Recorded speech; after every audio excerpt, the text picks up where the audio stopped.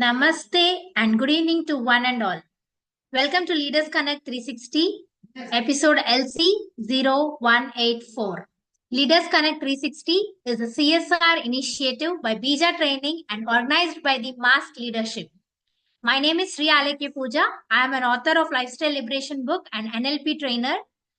Leaders Connect 360 is started with the specific objective of inviting 1000 plus leaders and create a million leaders. It is an online hub where every Wednesday from 6:30 p.m. to 7:15 p.m. we learn from top management leaders on Zoom Live, and once in a quarter in each city we have an offline networking meet to network, support and grow with the leaders. That's when we call it Leaders Create More Leaders. Currently, all are muted, and we will be giving you an opportunity to speak to our guest, Mr. Ashok Prabhu, the founder, general manager, Atos, and the panel discussion leader, Dr. Vasanthi Jason, organizational behavior facilitator on the topic cultural or observation, India and USA. Before you are unmuted, let me share that this episode LC0184 is being recorded. First time visitors may click on the WhatsApp, FB and the LinkedIn in the link on the chat box to get updated by joining us and creating more leaders. All in-house are requested to turn on your videos, which will help in making the episode highly interactive. So, are we all ready to interact with our guest and panel discussion leader? Then share a thumbs up or a smiley emoji in the chat box. Thank you. So, before the introduction of use Mr. Pankaj Vyas, he is the managing director.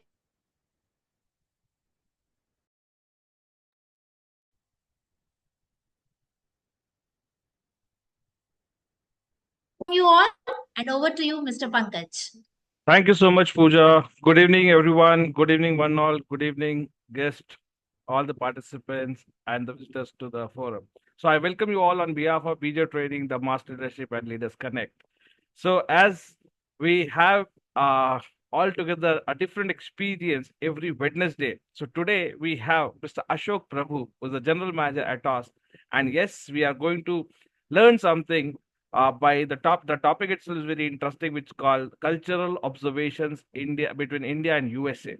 A lot of people have obsession about the USA or the developed country, but yes, today with the kind of insights which we are going to see or understand by Mr. Ashok Prabhu will definitely help us to understand things better and also help us understand how good we are with our culture within India. So before, without taking much of the time, I would like to welcome officially our panel discussion leader, Mr. Vasanthi Jason, and our guest, Mr. Ashok Prabhu, through a medium of an official welcome video. So, Mr. Arul, can we have the official welcome video, please?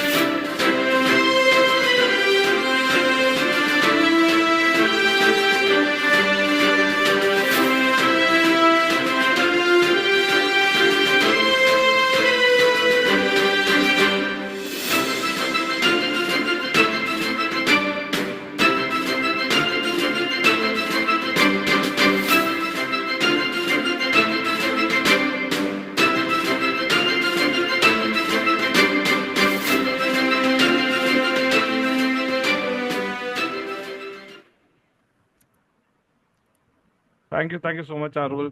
So welcome Ashok sir, welcome Miss Vasanthi to Leaders Connect. Over to Yeah, you, very Miss good Vasanthi. evening, very good evening. Very good evening, Ashok Prabhu, sir. Good evening, Dr. Vasanthi. Good evening, all Yeah, the yeah. audience. Nice to be Thank you. here. So you are fine this evening and doing good also. Absolutely. Thank you for inviting me again. Okay. So let's start this very good conversation because as Pankaj always gives the lead, this US is something which is very fascinating Yes. to everybody all around the world, I should say, not only Indians. So, what is that which makes that special? And how we and in India and US can collaborate and make a better workforce? And so, let me start from the first question. What is the most important striking cultural differences observed between India and US? And how do they influence the daily life and workplace dynamics? And I see from your LinkedIn that you're more into collaborating and empowering employees. So I think you're the right person to answer this particular, topic. Okay, I'll let the audience be the judge of that. But yeah, thanks for having me and asking that question. So just a very brief introduction in terms of my US experience. So I've been in the US for about 6 years. So my experience is that way limited to that 6 years where I was there. And I came back to India in 2005. So that's more than 20 years back. So whatever I'm going to talk about is, from that 25 years back experience. I believe it is still current, but just a word of caution there. Yeah. So, Dr. Vasanthi, what I think you asked was, what is the main cultural differences between, US and India and how that, makes a difference. So yes, US is different from India, and it was a slight cultural shock for me, when I landed in the US. It was my, first long-term stay, having been in India throughout my life.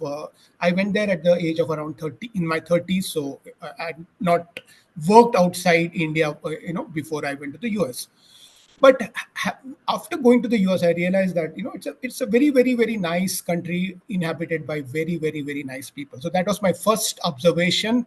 The people are very very friendly and welcoming. So I think that's, for me, was the most important part, because I like to be there, in a culture where at least you feel welcome, right? So that's the first thing you look for. So I think US is a very welcoming country for both its citizens and its the immigrant population that is there.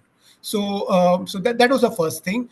What are the main differences between US and India? I would say that quite a lot of differences.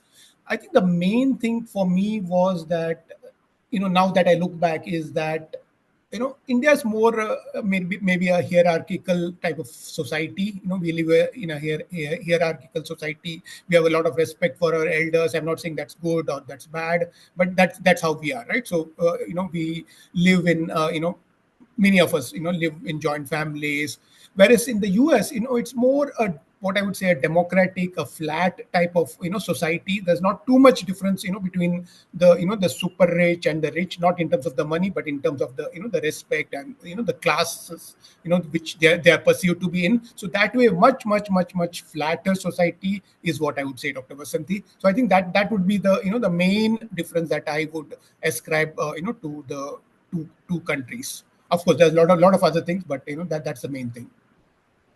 So, moving on from there, how do the societal values, like you already started it, you were saying Mhm. we are more democratic and we Yeah, are more tied up with our families, that structure is there. yeah. So now that the societal values, is it different, very different from India to US? And how does it spill over the work life? For Okay. example, if it is generally said that individualism is there in US and collectivism is there in India. So is there a spillover and is how is the balance happening between the work life and the familial life society? Right. So that's a great question, Dr. Vasanthi. So what I would say is, yes, you are right. It's mainly what we can say is India is a what a collectivism. So collectivism is what we exhibit, whereas in US it's more individualistic, right? So that's the main difference. So for example, just so that I elaborate more, in India, I think we prioritize family, we prioritize community. Even when we take decisions, we think about our family. We think the impact on the group that we are part of. So those are some of the things that we at least as Indians look at. But in American culture, it's very very common to have that personal autonomy, right? You have that independence right from your maybe your college days, and decisions are your own, right? You are is a decision driven by you. You don't think about, I would not say the organization, but you would not think about your family while doing it and all that. Yeah. Even in terms of the family, it's much more nuclear. So you typically have the just the the two spouses and kids living till they're adults, or they come out of college. So that's how you live in America. And also in terms of the way we communicate, right? In India, it's I would say that saying no is often considered rude or disrespectful, right? So that's something that we think that we should not say no, or even if we were to say no, we would mask that no in such a way that the other person, we think will not feel offended, right? Instead of just saying no, right? So that's how it is. But in US, it's very very direct and explicit communication. So if you want to say no, you say no. Yeah. So if I know, many a time I said no to my manager, and it was perfectly okay, right? So verbal, you can say verbally, you can send an email, so everything is okay, but be direct in your approach. That's what they look at. In terms of the time management, right? So you alluded to the work life balance, but even before I go there, what I would say is, in India, time is considered a little bit flexible, right? So when you say that I will join at 6:30, you may come at 6:30, you may join at 6:40, and that's considered fine. But in US, it is very very very considered impolite for for you to join a meeting late, or attend a class late. So that's just not done. So very very punctual usually are Americans. So that's something that I found very very very professional, and I found it very easy to adapt to. Coming to work life balance, Dr. Vasanthi, you what I felt was, in the US, when I worked that 8 hours in office, I was busy most of the time, right? But outside of those 8 hours, except for maybe 1% of the time, that time is yours, right? So for example, I used to live maybe just a 10 minutes drive from my office, right? So if my office used to leave at end at 5, and flexible times are very very common, so I used to be home by 5, 5:10, 5:15, and after that till the next day 8 o'clock, the time was mine. Nobody would question what would you be doing, so in that sense, it is much more compartmentalized. So your work is a separate bucket, your family life is a separate bucket. And it's considered rude as a manager if you were to ask your employee, hey, I want your help during non-work hours. Usually what they do is they have a system called, at least in the company that I was in, they used to have something called an on-call type of system. So outside of the work hours, it was always somebody who's dedicated to working, somebody or some set of people who used to work that time outside the normal working hours, so that those people will work maybe in rotation during the non-work hours, so that the others can prioritize their family life and personal life, and work on uh, their stuff. Yeah, so that's very very important. Also a little bit of difference in terms of the in India, as I said earlier also, there's we give a lot of respect to age, the experience. So if you look at a person with uh, in the senior management position, a lot of gray hair, we'll think that, hey, he deserves that respect. But in US, it's not that, right? It's more a meritocratic type of society. Age is not so much of a factor while determining the professional status, right? It's basically so how you I mean, it's just the respect you get is more from the the skills that you possess and what you bring to the table. So it's much more professional that way, Dr. Vasanthi, if that answered your question. Okay, yes, sure. Yeah. And very well said, what the skills which you bring to your table. That is an excellent point. I think it is a very, very useful one for the emerging leaders. I think developing one skill set is very, very important. And if you want to add on to your CVs, this valid point, I think the many people who are in the forum can take it down and develop. They are upskill their skills wherever it is needed if they want to go to the pasture side, greener side of US. So coming over to the festivities and all the cultural things.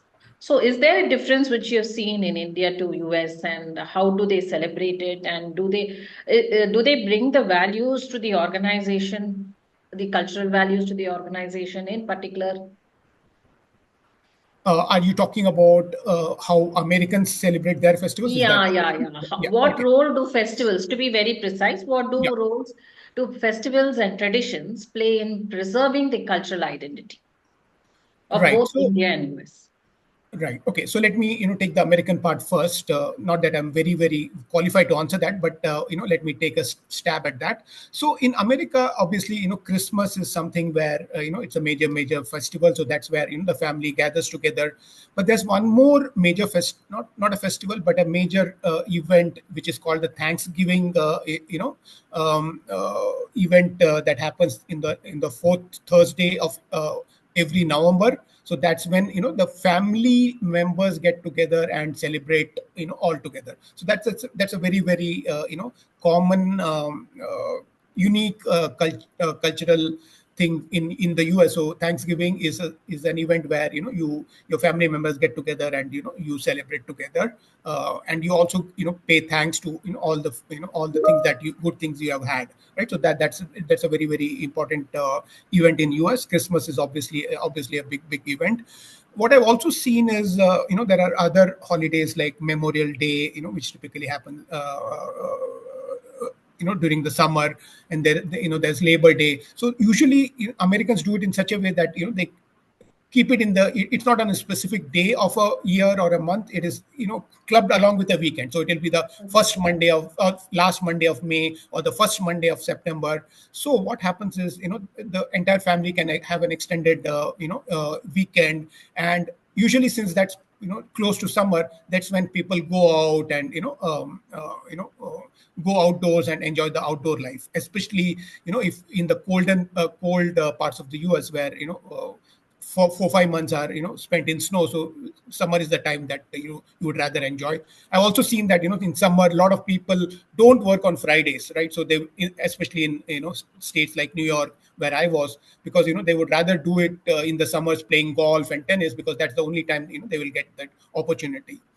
Coming back to India, in Indians in the US, because of the work-life balance, Dr. Vasanthi, that we had in the US, I I'm not a great person when it comes to celebrating Indian festivals in India. But when I was in the US, I since I had a lot of time in my hand, and I didn't have too many American friends, if I can put it that way. So the tendency was to stick close to the Indians that right, you work with, or in your neighborhood. So amazingly, the last time I played cricket was it was in the US. So that was more than 25 years back. But that was mainly because in the summer we used to get it used to become dark at around 9 p.m. So the time between 5 p.m. to 9 p.m. was 4 hours, and you could do whatever you want. So that was spent in maybe playing cricket. So that was something that I found amazing looking back now. Also, because Indians are a significantly significant minority in the US, and tend to stick together. We have used to enjoy something like Dandiya festivals during the times of Dasara, or we used to have Diwali festivals, holy festivals. So that was something that was unique for me, because in India I did not pay too much attention to it. But while in the US, I used to get invited to a lot of things, and actually, me and my family used to go there and enjoy ourselves, and sometimes we used to feel that, hey, we are in India, at least during those events. Okay. Yeah, so it was a different experience. If that answered your question, Dr. Vasanthi. I think once we are not in touch with whatever we are, no, whether it is our relatives or our roots, we suddenly get and love towards it. Yeah. when we are in a far distance, suddenly you are attached to certain things. Yeah. So Yeah. likewise, I think the festivities, that's what you were saying, the Yeah. festivities you are enjoying more in US than in India. And the next question goes on to a very, very important aspect of the education system. Mhm. How do you find the difference of the education system in India and the US? And does it reflect their respective cultural priorities? Yeah. So again, a disclaimer here that I have not had too much experience with the U.S. educational system. So so a disclaimer there. But whatever I've understood, and now I'm doing a little bit of research on American universities because my daughter is now planning to study abroad for her masters. So that's where I've gained some second hand knowledge of the US system, plus some experience that my friends had. So one of the things that I would say, Dr. Vasanthi, is in India, there's a lot of focus on the academic, courses, and how much you score in your exams, what degree you get at the end of it. So there's a lot of focus on the academics part, a lot of focus on reading, studying for the exams, and then giving the exams, and waiting at the end of the exam. Hey, how much did I score? But in the US, what I've seen is right from the admission process, they look at a holistic picture where, what is it that, entitles you to, be admitted into this college or, into this school, right? So what are your achievements? And these achievements need not be purely academic, right? So this achievements could be, what have you done as a volunteer in the society? What are your extracurricular activities? What have you contributed to society? So all these are, considered, during the admissions. And even during the study itself, once you're admitted, the focus is more on experiential type of learning. So it is not that the professor comes, gives a lecture, goes away, right? And Mm. all you as a student have to do is listen to that lecture and try to absorb as much as you can, right? So it is, what I've understood is, it's much more interactive type of studying. So what it also allows you to do is develop your critical thinking, right? So it's okay to disagree with the professor and say, hey prof, I think this may not be the right way to do it, or this doesn't sound right. Or we look at various things, and then as a group we learn, right? So that's what I believe in the US, the trend is. So what I would think is, in the US, because there is a lot of that autonomy, in studying, a lot of interactive learning, which develops your critical linking skill. What I would think is, and also, there's an opportunity given to you, that you can major in one subject of your choice, but you can also do a minor. Yeah, minor is the secondary subject that you may want to qualify in. uh, that can be absolutely different from what you're doing in your major. So for example, I may want to do computer science as a major, but as a minor, I want to do some research in music, right? In India, I would think that you would not get that chance, right? At least in the while doing one course. But in the US, it's considered absolutely normal that you pursue two different things, while studying, which two subjects which are totally unrelated to each other, or at least you think that they are not related to each other. So I think that also gives you that opportunity to, if you have two passions, maybe follow both the passions. So that is something that I would think. So if I compare the US and India, I would think that India is good from a theoretical thinking. So it's not that we don't need theoretical thinking. So that's why US still needs a lot of workforce from India.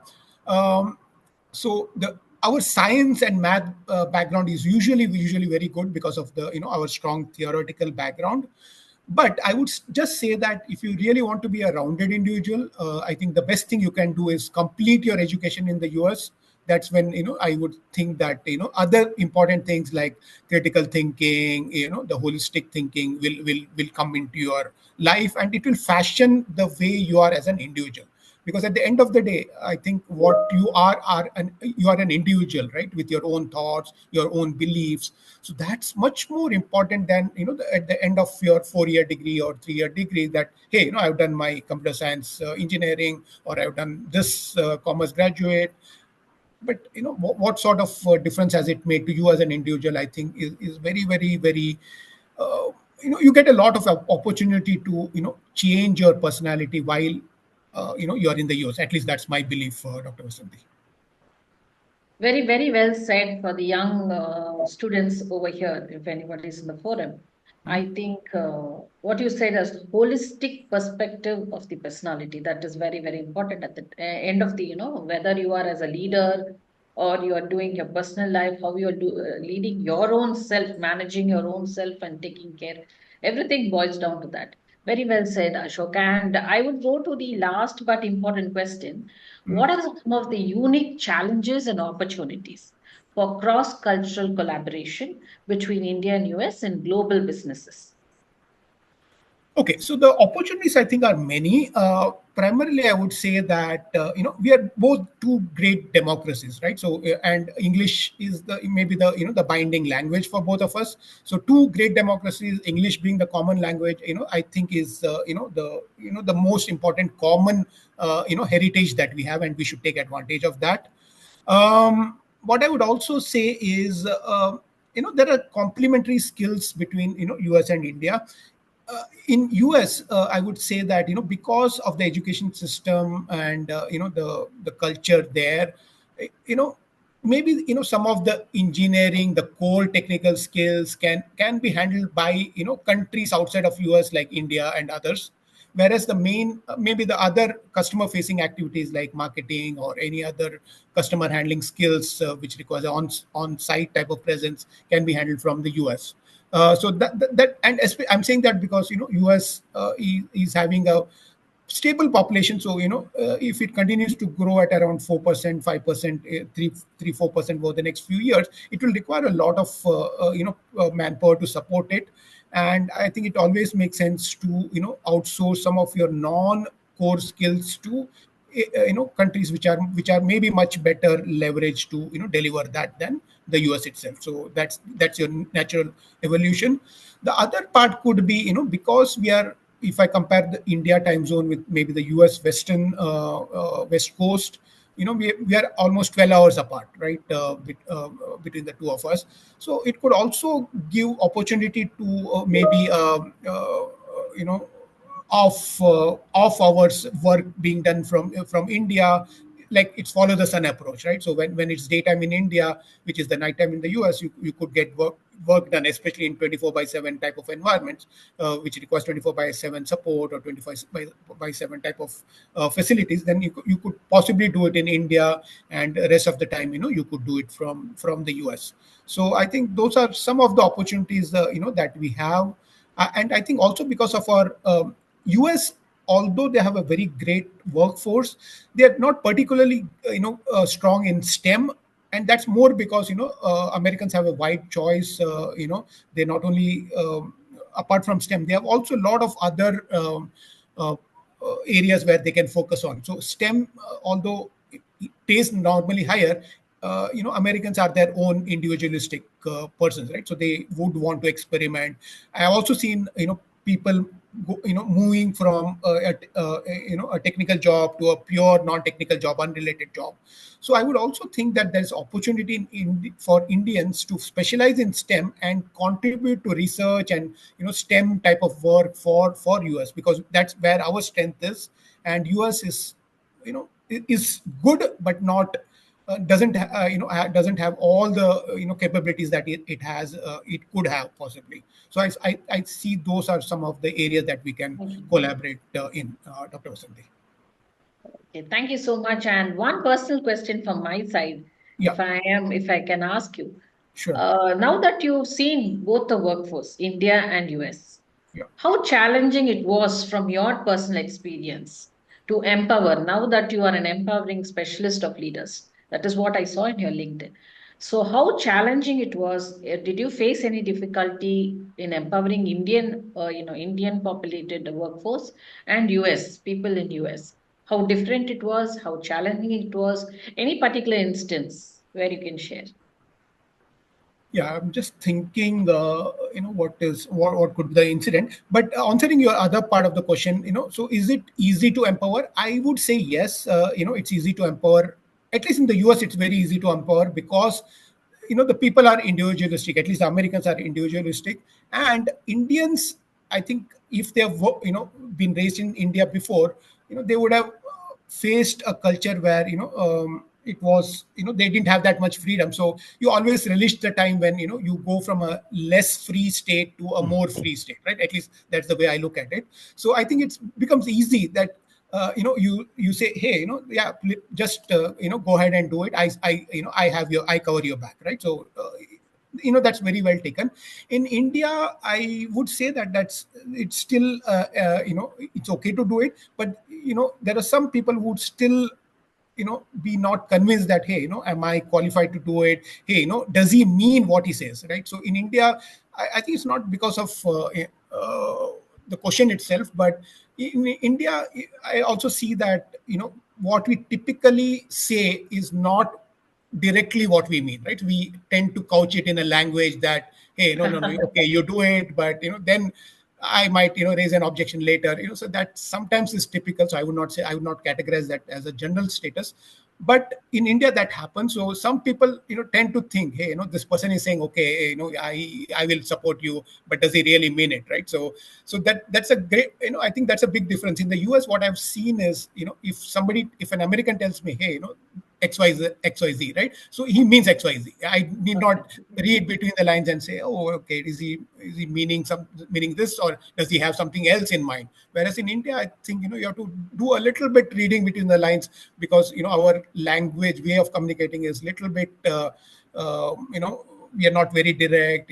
We don't want to offend the other person, so we tend to couch it in a sense where that we think the other person will not feel offended. So often that message gets lost in translation. So that's something that you may want to be wary of, at least as a receiver, right? So if somebody tells you you're empowered, you may still want to check, hey, am I allowed to do XYZ, right? So only if that person says yes, then then it is. And regarding incident, I'm not sure it's absolutely valid to or pertaining to the question that you asked me. But in my early days, when I was working in the US, so typically in India, if you were to be absent, during the working hours, you typically ask your manager, hey, manager, right, that, hey, I have some work, I'll be away from this time. Is it okay? So the first time that happened, and I had a doctor appointment, and doctor appointments are usually during the weekdays only in the US. So I asked my manager, hey, I have a doctor appointment. I'll be away for next 2-3 hours. I don't remember the question, but I think I said, "What do I do?" So he said, "Hey, why are you even asking me?" So it's your choice, right? So you decide. You are empowered to do whatever you want. Just make sure that the customers you support are taken care of in your absence. Your customers know, your team members know whom to reach out to if you are not there. If you are not there. So, and you leave an out of office, message in your mailbox saying that, hey, I'll be away from this time to this time. Please contact ABC during this time, and I'll be returning at on so and so time. So that's all it takes, right? So so I think it also fits in well with the empowerment question. So you are empowered, right? So you don't even ask your manager, hey, this is what it is, unless it becomes you're committed something, and because of whatever you're doing, your commitments are likely to be not met. Only then that's when you go to your manager. In fact, I hardly used to meet my manager during my time in the US. So it was very very very occasional. So different experience, but a very very very good one, I would say.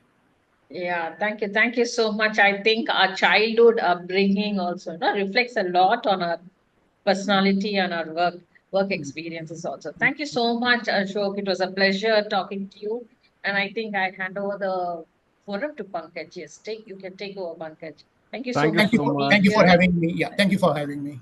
Thank you, Miss Vasanthi, for a wonderful Yeah. panel discussion, and thanks, Ashok sir, for bringing the insights and giving us the understanding about the culture. And what I can, sum it up in simple thing is the basics. The basics are in place in US, okay, and that is what it makes different from the culture of India. Actually, the moment you say that people joining in the meeting 10 minutes late, that's common in India, but there it is not being taken as a good gesture. That's the basic, right? When we talk about education, now they have a lot of focus on the education there. That is what the basic. And again, the culture is being made by the people, right? And that's what is the basic difference I see as in India and US. So thanks for bringing in wonderful insights, sir.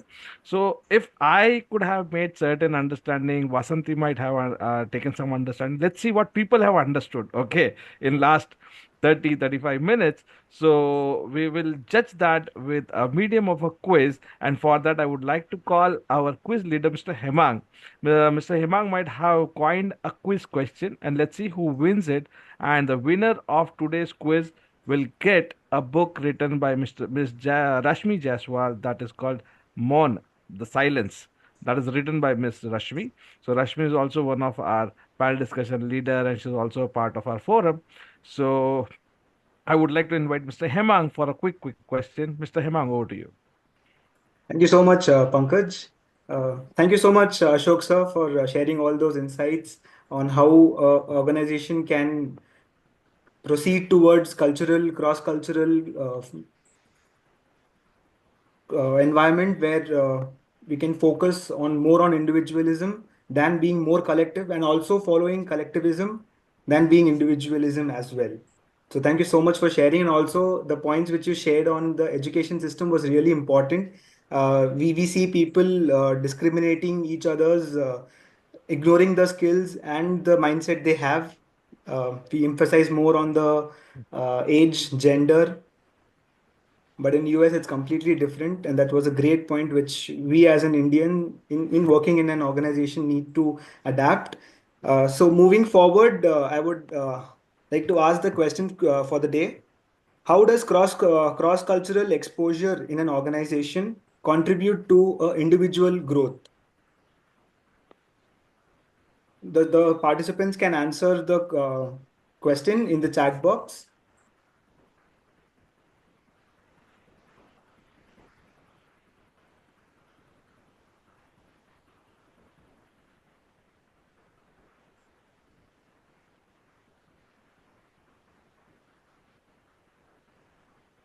Hemang, is there any option given?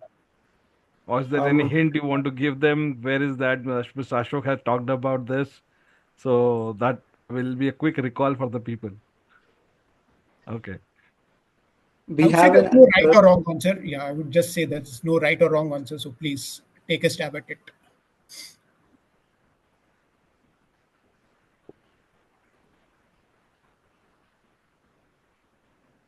We are getting answers from Indian and Giri. So one is answer a lot of personal growth is learned, and Giri sir have mentioned co-creation, collaboration.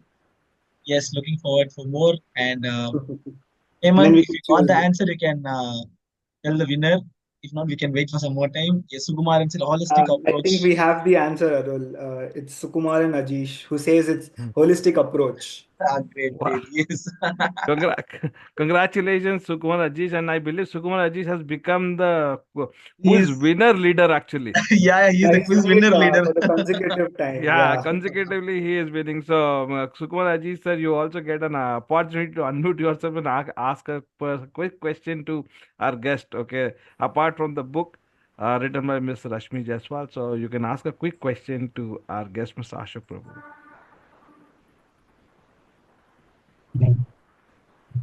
Yes, sir, yes. Yeah. So, when we go to US right now, we have some cultural, like we should not be asking some things. Could you throw some light, like how we ask in India? There are some things which we cannot ask in the US. Can you? Okay, first of all, congrats on winning the quiz question. So, congrats for that.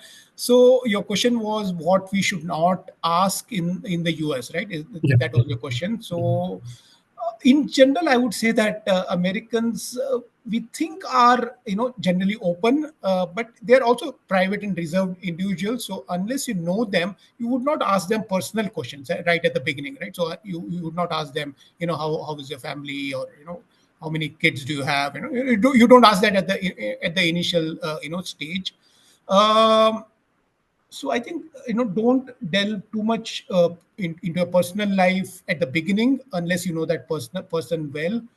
But apart from that, I would think that if you're talking to a stranger and all, US is much more open. So if you're not understood something, you want help. So Americans don't mind, if they are asked for, ask questions with, and they're really, in a, look forward to helping people. So, and they do that with a smile. So I would say that there's not too much off the table, except maybe asking personal questions, till a stage that where you know a person well, is what I would say.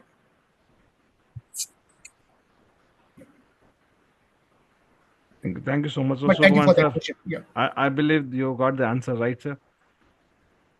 Yeah. Thank you so much, Ashok sir. So, Pankaj, if I can I ask one question, please? yeah. Now the forum is open for the all the people, so we can have two One to three important questions. question, Ashok. Now Yeah. that the new leadership has come, how do you see the entry, in your opinion? When you say the new Entry to leadership, US. you're talking about the new American president. Yes. How do Yeah. you see the entry and any changes you are expecting? How will be the entry? Okay, first of all, before we say that, there's a change going to happen, obviously there's going to be a change happening in January, but we should also remember that the president who's going to come in is already an ex-president, right? So we know a little bit about him, what he has done in his previous 4 years of,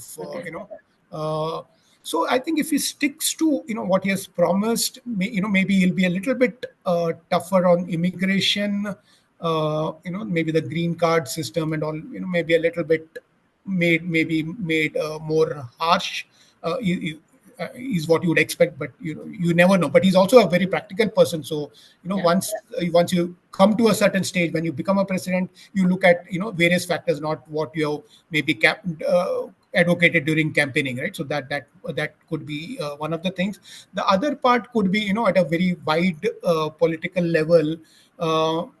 He's much more focused on his personal relationship with the various global leaders, and because he has that good chemistry with the current Indian Prime Minister, I think that will stand India in good stead. When it comes to the India US partnership is what I strongly believe in. And also, it could be a little bit negative on the tariffs front, because he has promised tariffs on goods which come into the US. He may do it, he may not do it. But if he does it, it may be a little bit, Indian goods will become a little bit more costly, but so will all the other countries' goods, and especially that of China, where he has said that he'll put much more tariff on that. But I think the main thing, what I think we should remember is he's an ex-president. He has already served 4 years, and I don't think he did too many changes during that 4 years. And he's at the end of it, he's a practical person. He has his own way of working. His personality is different to that of maybe the other presidents. He's more direct when he talks. But I think not too much would change. I would I would think, because once you become a president, you look at the larger picture, not what you are doing advocated during campaigning. Is what I believe in. But the next 4 years will tell us. Thank you for that positive note. I think it was a very positive approach to how we see things. And thank you so much for answering. Mr. Giri has a question. Maybe you can answer him now. Sure. Yes, Mr. Giri, you can unmute yourself and ask your question.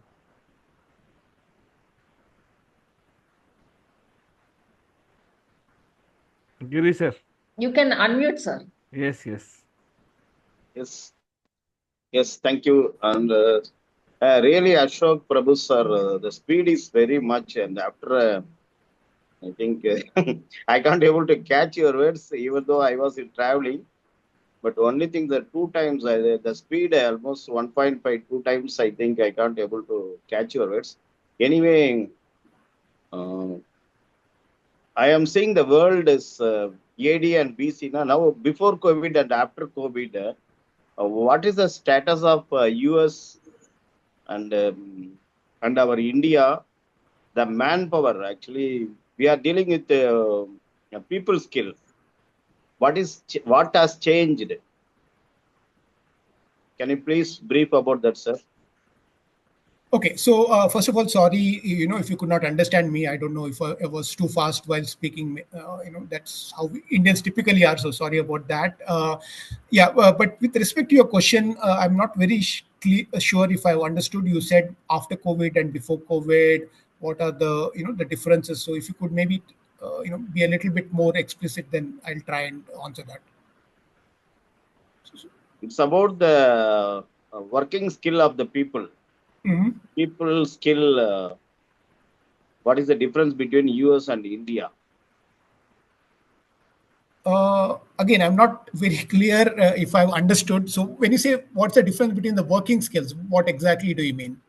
Just trying to understand so that I answer it, as you Yeah, asked. in my chat itself, I put there's a co-creation and collaboration with ownership. Like that, we are collaborating with our people. Right now, we are handling the employees as an self-employed entrepreneur. We are considered. Otherwise, later, earlier we followed with the employee concept. Now, they are also co-creating.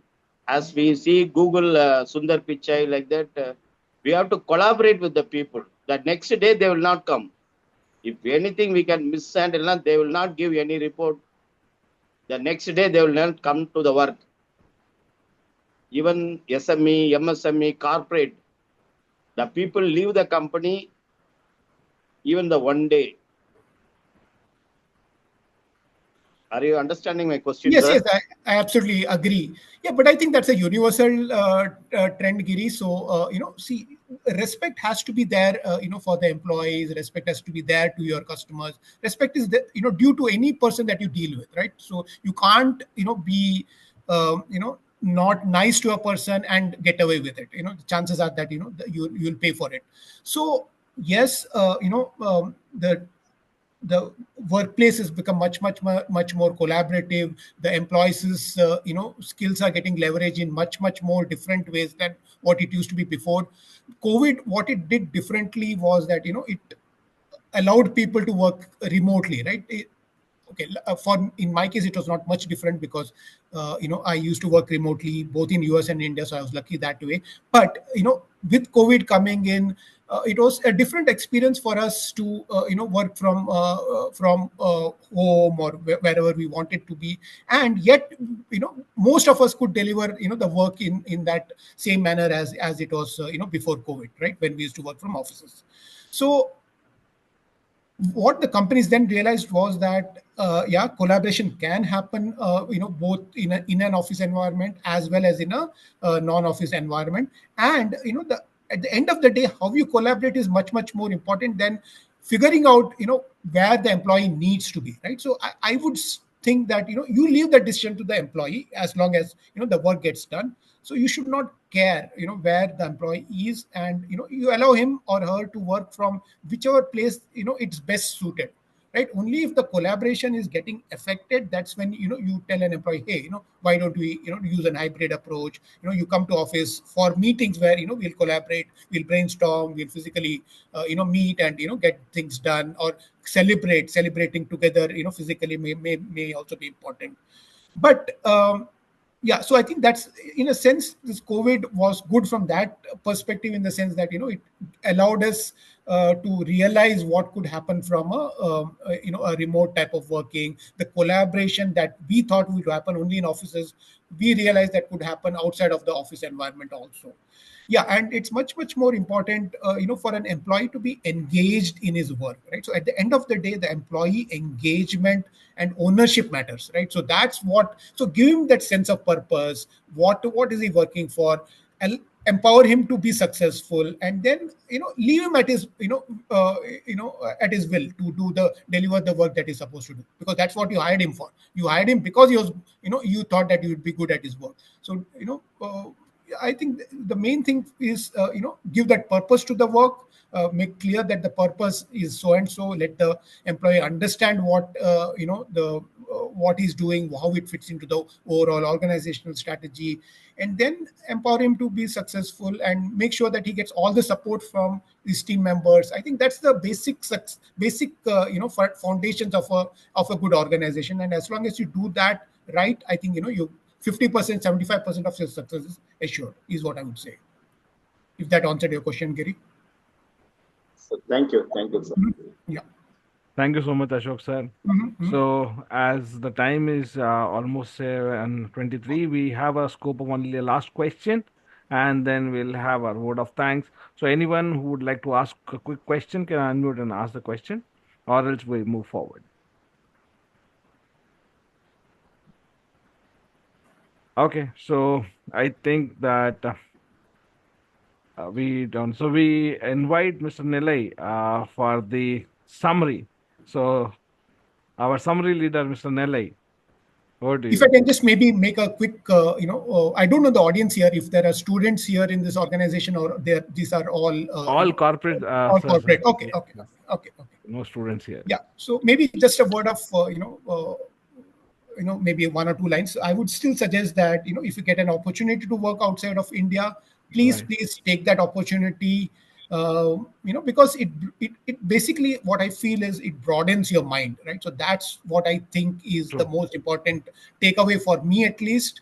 The culture difference and all, will expand your mind. So I think so broadening your mind, I think, is the most important part. So please be always open to learning, is what I would say. And that learning can happen because you have worked in a different country, right? So as long as you learn, you're good. Yeah. So that would be my final word. Thank you. Right. Thank you so much. Thanks for the insight. So, Nilay sir, a quick summary, and then we move forward. Yes, sir. Good evening, one and all, and thanks to Bija Training for this opportunity. Dear Mr. Ashok Prabhu, sir, really wonderful insights on the cultural observation between the India and USA. You made a lot of thought-provoking points, especially respect based on the skills on the table. Thank you, sir. And the summarized key points, I just made it 10 categories. And on the society and family, and USA focus on the independence and nuclear families and equality. And India community-oriented with the respect for the elders and joint families. On the individualism versus collectivism, USA decisions are individual-driven in promoting autonomy. India, group approval and relation guide decisions. Hierarchy and decision-making wise, and USA have a flat structures and collaborative decision-making and equal input. And in India, hierarchical with the difference to the seniority and top-down decisions. On the communication wise, USA have a direct and assertive and clarity is valued. India, indirect and polite and harmony takes a priority here. On the time management, and USA punctual and structured and strict work-life boundaries, and time is money. And India is flexible and the relationships often outweigh and rigid schedules.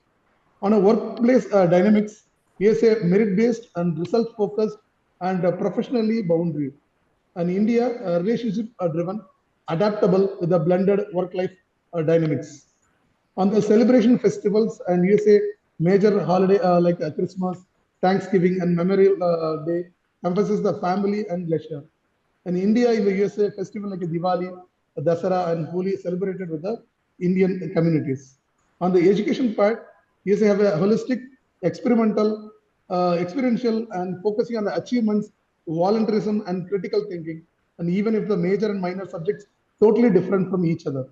In India, academically intensive with a strong emphasis on theoretical learning. On the unique observation perspective, the empowerment is easier due to individualism. Employees often take initiative during manager absence. In India, decisions requires the alignment with the collective expectations. Indirect communications often involves reading between the lines. The last one, the workforce challenges. In USA, empowerment is easier due to the individualistic culture. Core technical work may outsourced, while the local team focus on marketing, customer relations, and site presence. And experimentation is a STEM, and innovation is encouraged, but still evolving in the USA. Thank you, sir. Thank you, Mr. Nilay, for a wonderful summary and summarizing it just a couple of lines for the entire session. Thank you so much. Mr. Ashok sir, do you want to have anything to say about it? No, I think you summarized so much. I was just wondering why did I speak for half an hour, 45 minutes when I could have done it in 3 minutes. Actually, that is what I was looking at your expression, and I wanted you to speak that actually. But that's the beauty of this forum, sir. Actually, Yeah. this is how people learn here, and that's where we share. So it's a sharing learning experience which we do here at Leaders Connect. So thank you so much, and I would like to invite our summary, our vote of thanks leader, Mr. Gauri Shankar. Mr. Gauri, over to you for the vote of thanks, please. Yes, Gauri got some technical issues. I will do the vote of thanks, Mr. Okay, Pankaj. fine, Thank you. Arul. So over to you. You do the honors, Arul.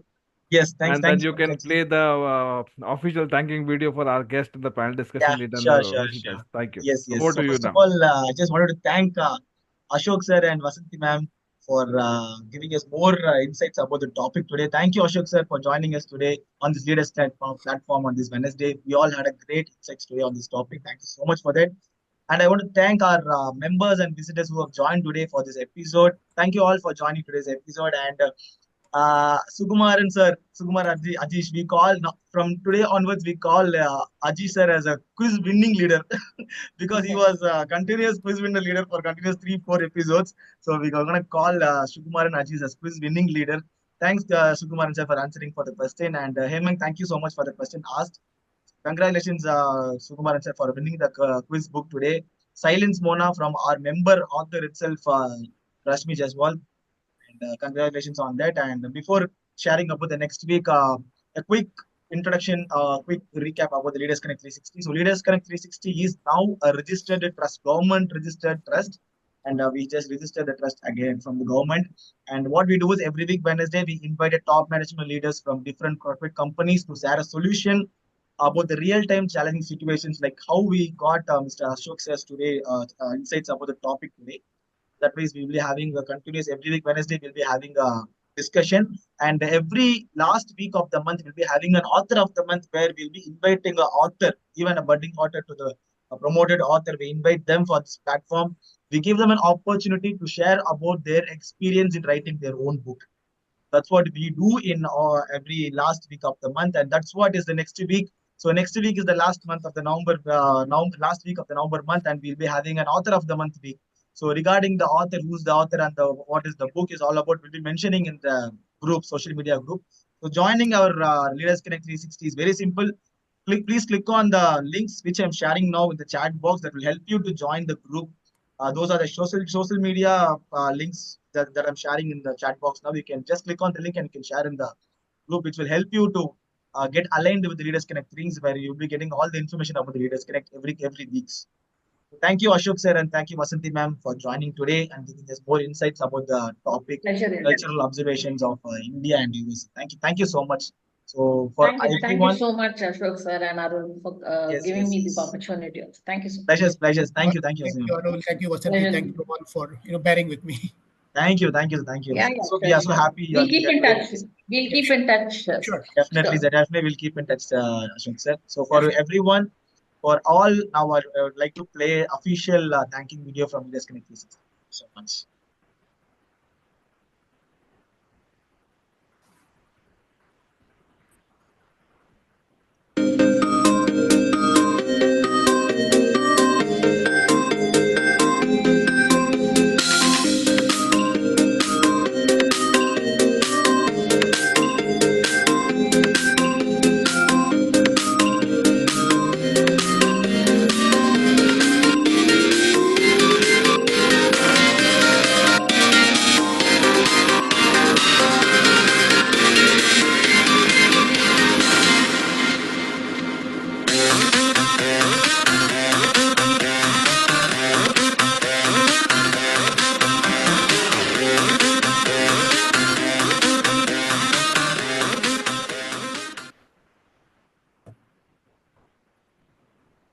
Yes, Pankaj, over to you.